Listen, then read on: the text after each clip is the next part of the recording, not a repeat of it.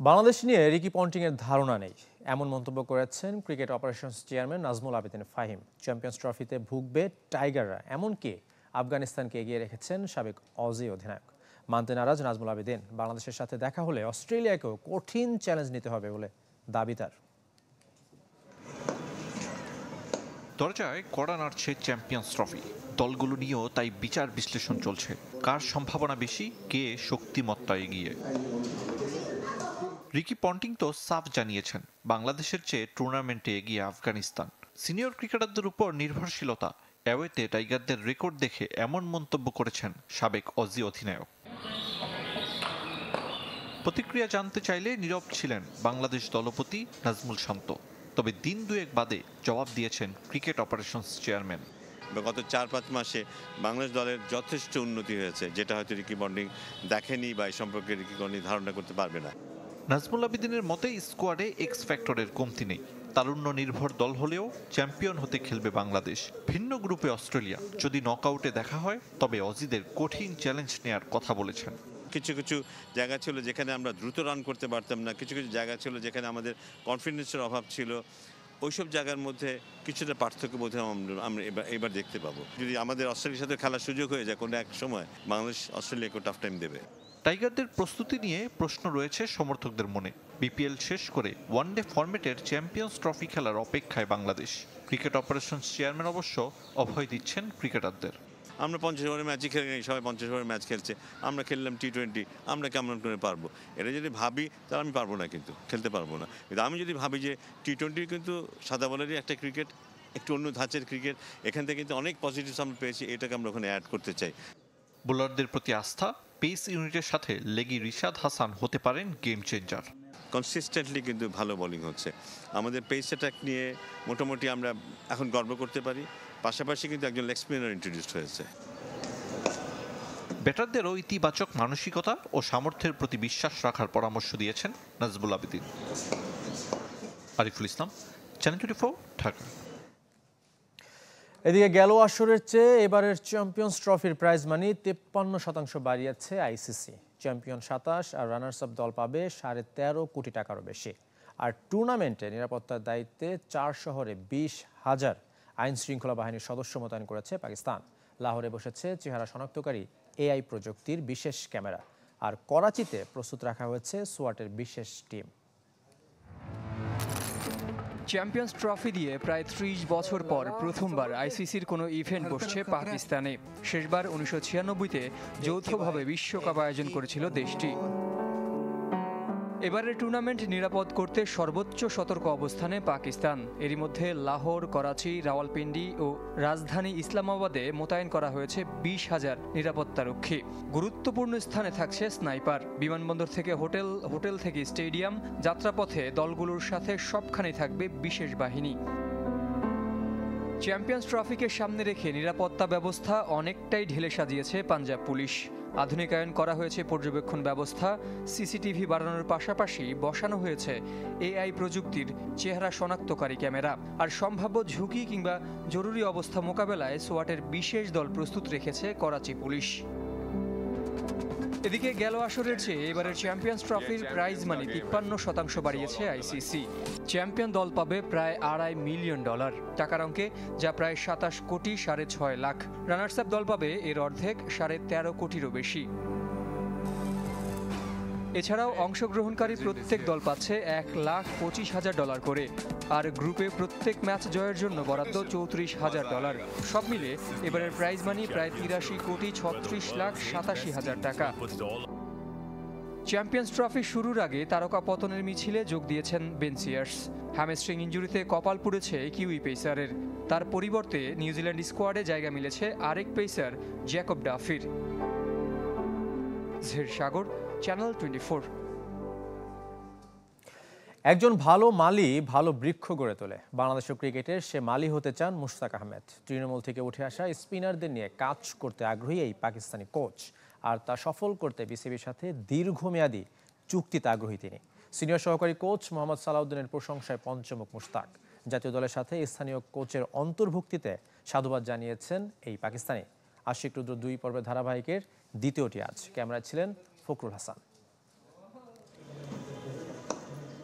West Indies সফরে টাইগারদের সঙ্গী হননি মুশতাক আহমেদ, তাই সিনিয়র সহকারী কোচ মোহাম্মদ সালাউদ্দিনের সাথে সে সময় পরিচয় হয়নি।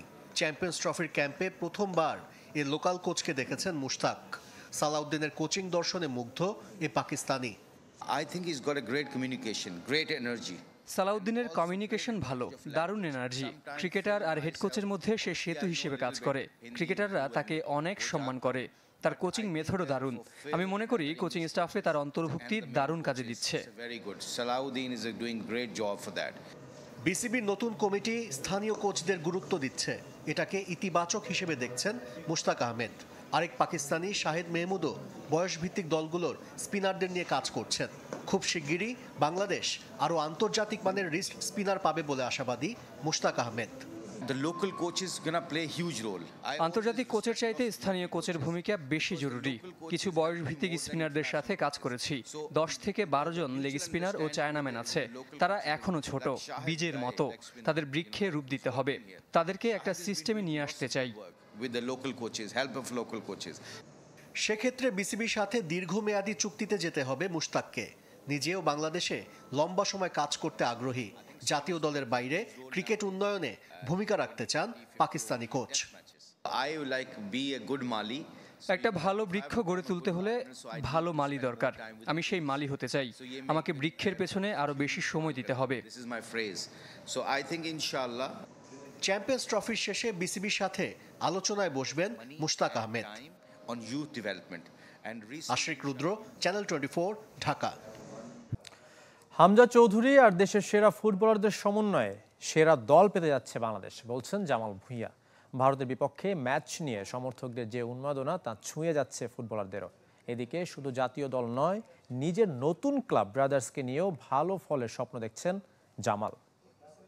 Of course, with the inclusion of Hamza, I think is going to be the best team. Hamza Chowdhury এবং দেশের ঘরোয়া ফুটবলের পরীক্ষিতদের নিয়ে জাতীয় দলের যে স্কোয়াড ঘোষণা হয়েছে আর শেষ পর্যন্ত যারা থাকবেন, জামালের কাছে সেটি সেরা দল। আলামিনের মতো প্রতিভাবানদের অন্তর্ভুক্তি কিংবা ইব্রাহিম তারিকদের ফেরাও বিশেষ জিবি6-এর কাছে, নিজেও মাঠে ফেরার অপেক্ষায়। আলামিনটা শুনলাম 9টা গোল করছে, সো অফকোর্স আর উনি স্ট্রাইকার খেলতেছে, সো এটা অনেক পজিটিভ মানে জিনিসটা। একটা নতুন প্লেয়ার আসছে, সবাইকে সারপ্রাইজ দিছে। ইব্রাহিম ফিরে আসছে, তারেক, আমি, সো আই থিঙ্ক 4-5টা প্লেয়ার ফিরে আসতেছে, সো আই থিঙ্ক টিমে আরও স্ট্রং হবে। বছরের প্রথম ম্যাচ, প্রতিপক্ষ ভারত। মার্চের ম্যাচটা বিশেষ জামালের কাছে। দেশের মানুষের উন্মাদনা ছুঁয়ে যাচ্ছে ফুটবলারদেরও। মানুষ আমাকে বলতেছে ইন্ডিয়ার সাথে দিতে হবে, তো এটা তো আমি তো আই টেক ইট পার্সোনালি না। সো আমি তো ইন্ডিয়ার সাথে হারতে চাই না, আমি তো দিতে চাই ইন্ডিয়ার সাথে। সো প্রেশার আস্তে আস্তে। বিরতি কাটিয়ে জিবি6 মাঠে ফিরবেন ব্রাদার্স ইউনিয়ন জার্সিতে। ব্রাদার্সকে নিয়ে জামাল যেমন উচ্ছ্বসিত, ক্লাব কর্তৃপক্ষও তাকে ঘিরে দলগত সাফল্যের অপেক্ষায়। মাঠে একটা সিনিয়র প্লেয়ার থাকলে কিন্তু অনেক অ্যাডভান্টেজ।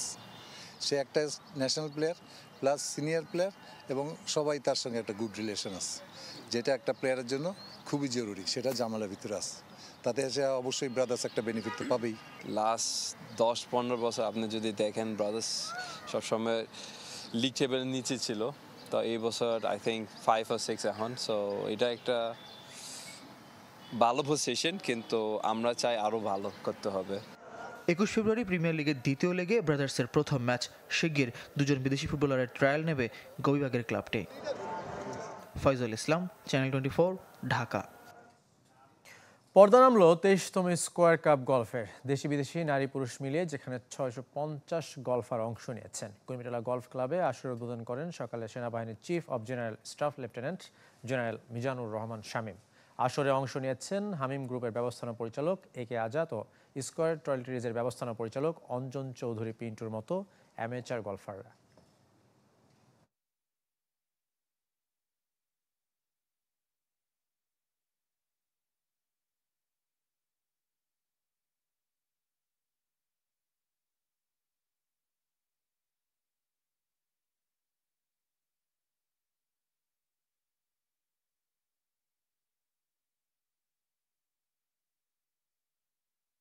আমি অনেক বছর ধরে খেলছি এবং এই বয়সে এসেও কিন্তু একই ধরনের এক্সাইটমেন্ট আমার জন্য।